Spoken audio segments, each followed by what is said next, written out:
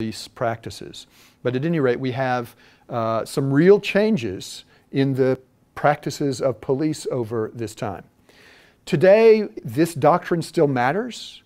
There is still a due process requirement that says the police cannot use a coerced confession, and one of the easiest ways to prove that a confession was coerced is if you can show there was some kind of physical force used, like some kind of torture. It also applies to physical deprivations, like if you don't let your suspect sleep or don't let them eat. If you extend the interrogation session for too long so that it becomes physically overwhelming or even psychologically overly coercive after multiple hours in the interrogation room, then again you might have some kind of ruling from the courts that the confession was not voluntary, it was coerced, and therefore the courts can't use it. So physical abuse and physical deprivation are now grounds for excluding confessions from evidence in criminal courts. The same line of reasoning has been exported into some related areas. So there are settings where police officers, the questioners, will make threats and promises. And there are some threats and promises that become too coercive and form the basis for excluding, for throwing out the confession. So for instance, a threat to say, if you don't cooperate with me, we're going to file additional charges on top of the ones that are already there. That kind of threat probably puts the confession at risk. Or if you make promises like, if you cooperate with us, then we'll drop all the other charges.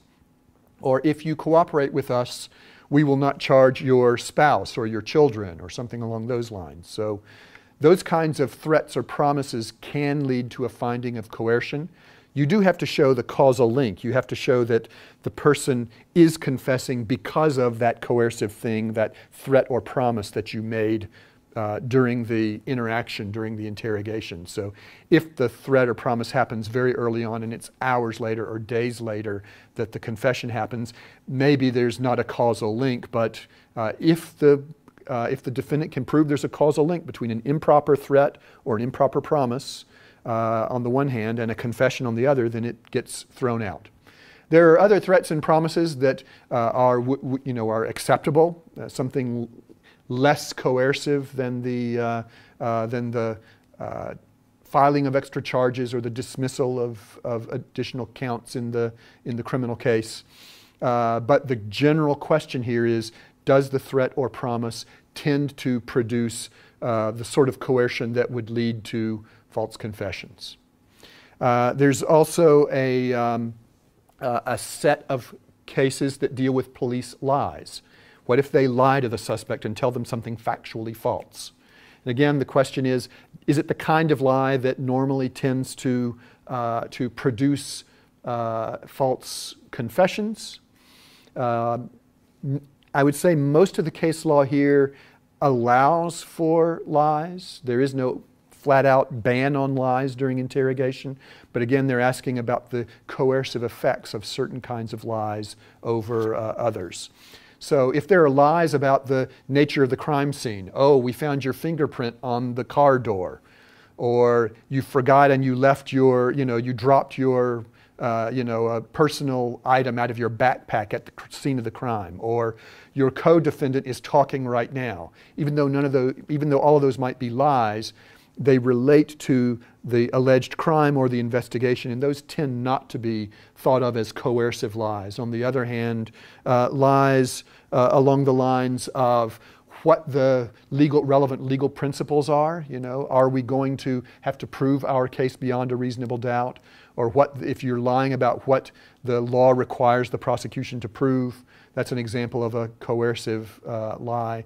Or if you're lying about charges being brought against family members, for instance, that spills over into that idea of threats or promises that become too coercive. So we're talking about a collection of situations here: the physical abuse, the physical deprivation, the threats and promises that become coercive, and lies, at least of the sort that don't relate to the crime itself or the investigation, but the sort of lies that might produce coercion and false confessions. So that's the whole collection of areas where this confession law has developed and remains true today.